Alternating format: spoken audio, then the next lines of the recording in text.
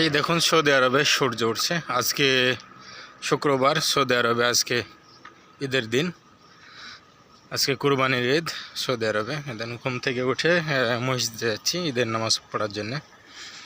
তো আমাদের দেশে কি হয়, ঈদের দিনে কি ছাগল গরু নিয়ে সব ঈদগাহে যায়, কিন্তু এখানে কই আমি দেখছি না।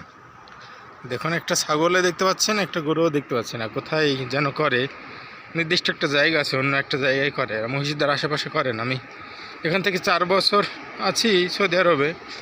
আমি কুরবানির উট কিংবা গরু, ছাগল, আপনার দুম্বা এগুলো কিন্তু আমি দেখতে পাই। আর গত 4 বছর সৌদি আরবে কিন্তু আমি সূর্য ওঠা কখনো দেখিনি। দেখেন আজকে দেখছি ঈদের নামাজের সময়।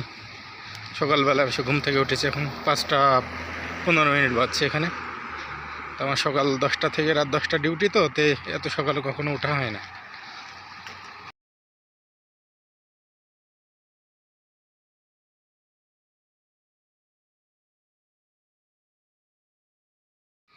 দেখুন কত মানুষ ঈদগাহে ঢুকছে, প্রবেশ করছে, একটু ঘোরাঘুরি করবে, তারপরে কিছু খাওয়া দাওয়ার পরে আবার সব নিজ নিজ কাজে জয়েন করবে। এই দেখুন পার্কের মতো। এখানে একটা জিনিস ভালো, মসজিদের সামনে অনেক বড় একটা জায়গা থাকে পার্কের মতো।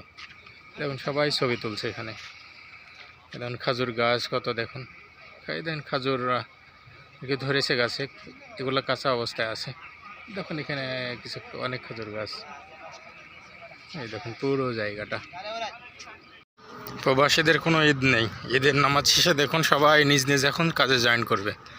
তো প্রবাসীদের আসলেই কোনো ঈদ নেই। যারা বিদেশে আসবেন ভেবে চিন্তে আসেন, ঈদ বলে কিছু নেই এখানে।